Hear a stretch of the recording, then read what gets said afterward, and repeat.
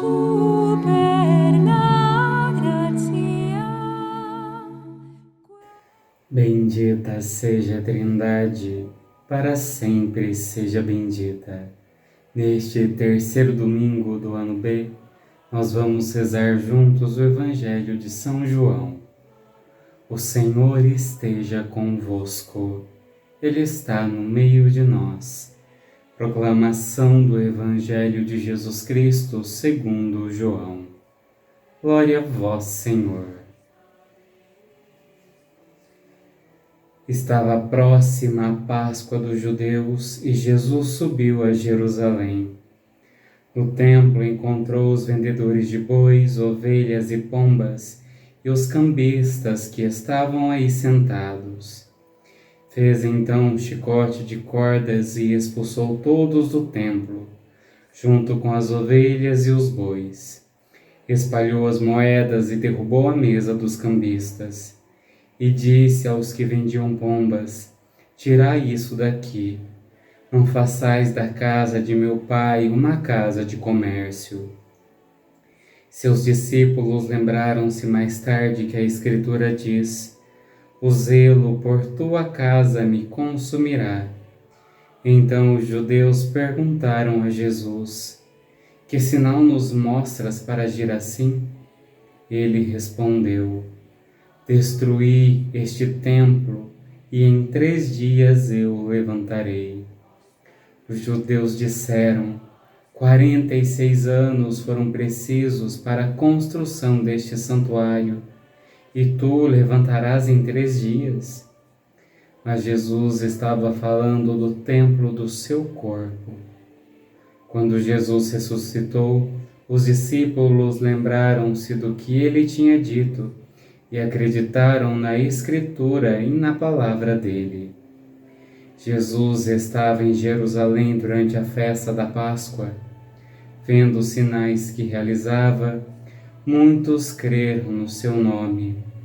Mas Jesus não lhes dava crédito, pois ele conhecia a todos. E não precisava do testemunho de ninguém acerca do ser humano, porque ele conhecia o homem por dentro. Palavra da salvação. Glória a vós, Senhor.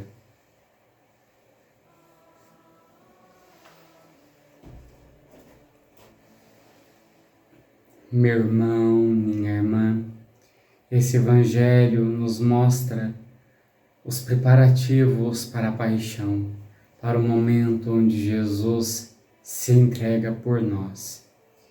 E é belo nós vermos as palavras de Jesus. Ele não precisa do testemunho de nenhum homem. Ele não precisa que ninguém diga quem é quem, porque ele conhece. Ele conhece não somente a aparência, mas ele conhece o coração, conhece as paixões, conhece o íntimo do ser. Eu digo que isso é belo porque nós temos um Deus que nos conhece, e mesmo conhecendo você, com todas as tuas mazelas, com todos os teus erros, também com as suas virtudes, com a tua busca por Deus, Ele resolveu sair da eternidade para viver numa carne semelhante à tua. E não somente viver numa carne semelhante à nossa, mas Jesus escolheu dar a vida para pagar o teu pecado, para quitar a tua dívida. Quando nós vemos no início do Evangelho Jesus fazendo um chicote e expulsando os vendedores, nós entendemos que Jesus, no primeiro momento, falava do templo, da casa física, material. E ali, Jesus critica aqueles que faziam do templo um negócio, que faziam do templo um negócio lucrativo. Por isso que Jesus os expulsa. Não estava errado vender, porque tinha gente que não tinha, então era necessário comprar para oferecer os sacrifícios. Mas essa não podia ser a razão. A razão primeira do templo é outra.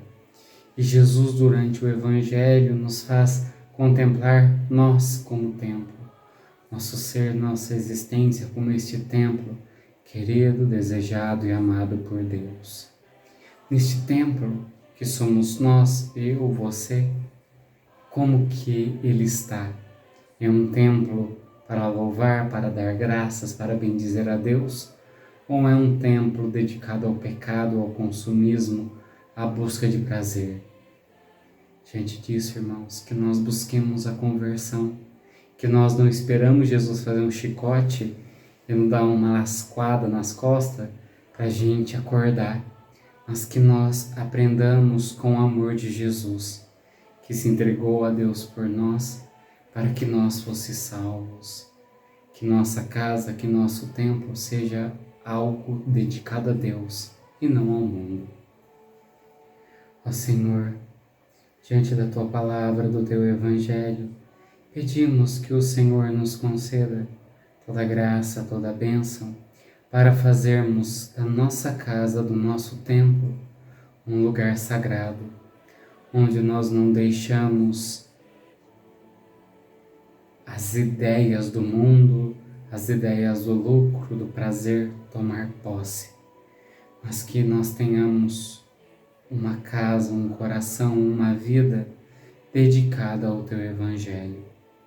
Dai-nos assim a graça de compreendermos os caminhos aos quais o Senhor nos aponta. Amém. O Senhor esteja convosco, Ele está no meio de nós. Pela intercessão da bem-aventurada Virgem Maria, abençoe-vos o Deus Todo-Poderoso, Pai, Filho e Espírito Santo. Amém. Só um pedido. Peço que, se você ainda não é inscrito nesse nosso canal, que você se inscreva.